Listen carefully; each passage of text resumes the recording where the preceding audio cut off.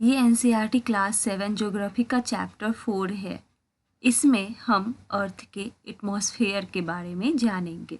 हमारा earth air के blanket से घिरा हुआ है, जिसे एटमॉस्फेयर कहते हैं। जितने भी लिविंग बीइंग्स हैं अर्थ पे, वे अपने सर्वाइवल के लिए एटमॉस्फेयर पर ही डिपेंड करते हैं। एटमॉस्फेयर हमें सांस लेने के लिए एयर प्रोवाइड करता है और सन से आने वाले रेज के हार्मफुल इफेक्ट से बचाता है।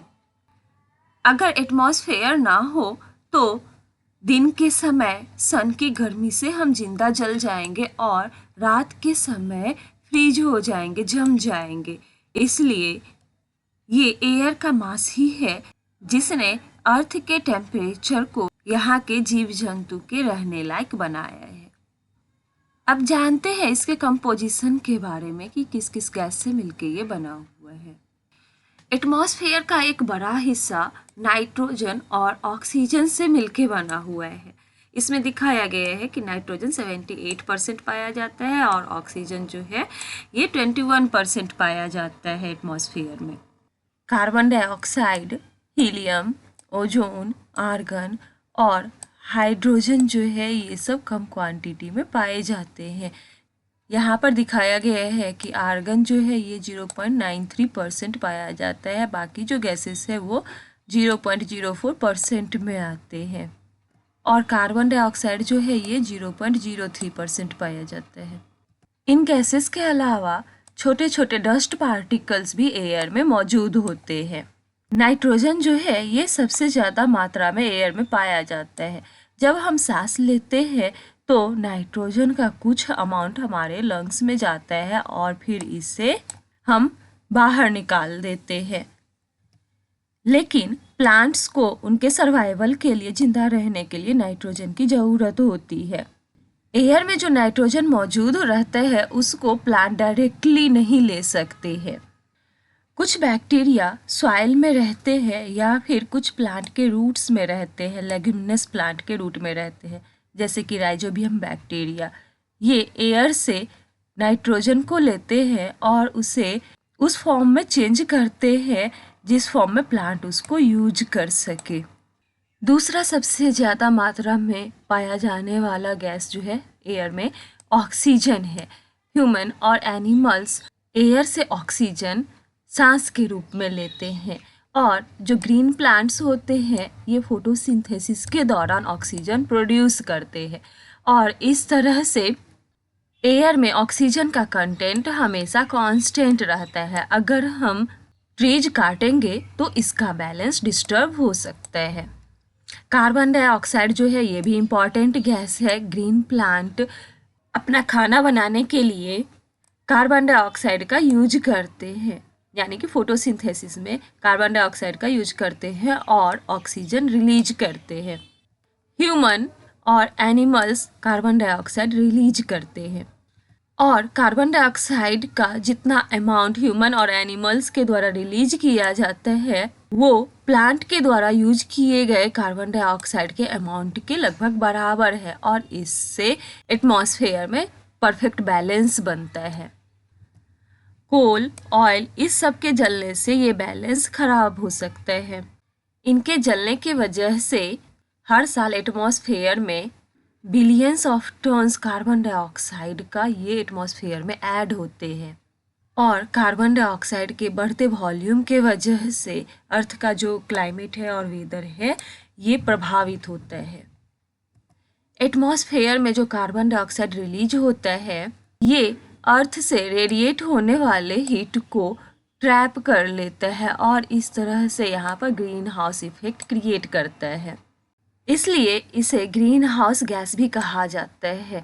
अगर ये गैस नहीं हो तो इसके बिना अर्थ काफ़ी ठंडा हो जाएगा और रहने लायक नहीं रहेगा। लेकिन जब फैक्ट्री स्मोक या कार फ्यूम्स के वजह से एटमॉस्फेयर में कार्बन डाइऑक्साइड की मात्रा बढ़ती है तो अर्थ का टेम्परेचर भी बढ़ने लगता है और इस इफ़ेक्ट को ग्लोबल वार्मिंग कहते हैं। ग्लोबल वार्मिंग के वजह से ग्लेशियर सब पिघलने लगते हैं जिससे सी लेवल राइज होता है और कोस्टल एरिया में फ्लड आ जाता है। इसके वजह से कुछ जगहों के क्लाइमेट में ड्रास्टिक चेंजेज आ सकते हैं, जिसकी वजह से वहाँ पाए जाने वाले प्लांट एनिमल लंबे समय में एक्सटिंक्ट हो सकते हैं, गायब हो सकते हैं। जब एयर गर्म होता है तो ये फैलता है और हल्का हो जाता है और ऊपर की तरफ उठता है। कोल्ड एयर जो है ये डेंस होता है और हेवी होता है, इसके वजह से ये नीचे की ओर आता है। जब हॉट एयर राइज होता है, ऊपर की ओर उठता है, तो सराउंडिंग एरिया का जो कोल्ड एयर होता है वो उस खाली जगह को भर देता है जहाँ से हॉट एयर ऊपर उठा है। वो जगह खाली हो जाता है तो वहाँ पे कोल्ड एयर आ जाता है और इस तरह से एयर का सर्कुलेशन होता है।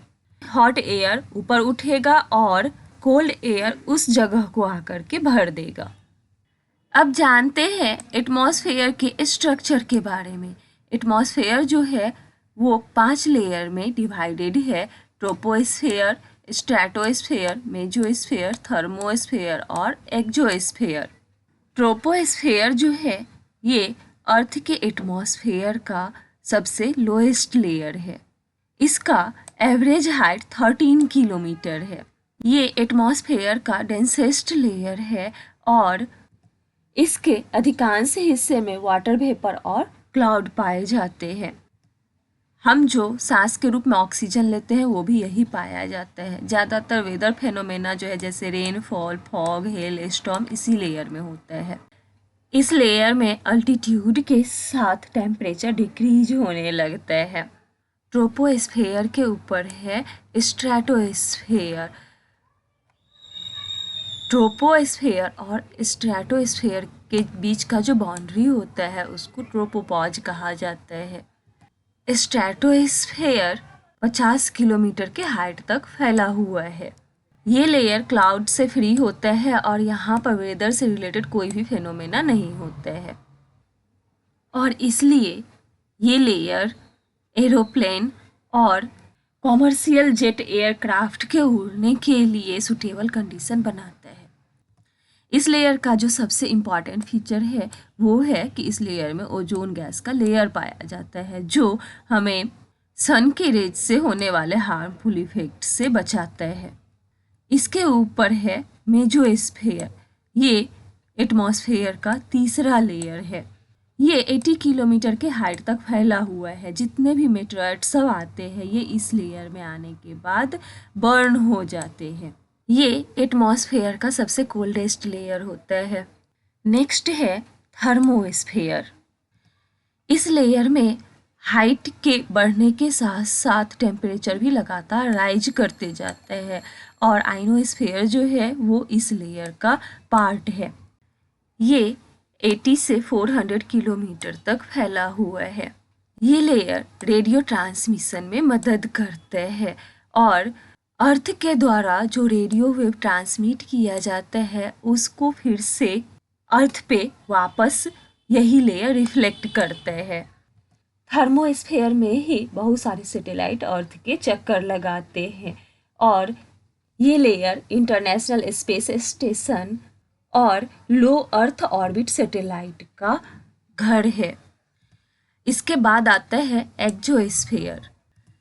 ये एटमॉस्फेयर का अपर मोस्ट लेयर है। ये एटमॉस्फेयर को आउटर स्पेस से अलग करता है। इस लेयर में एयर की डेंसिटी बहुत कम होती है। लाइट गैसेस जैसे कि हीलियम और हाइड्रोजन जो है यहाँ से स्पेस में एस्केप हो जाता है। अब है वेदर और क्लाइमेट। इसके बारे में हम अगले वीडियो में जानेंगे।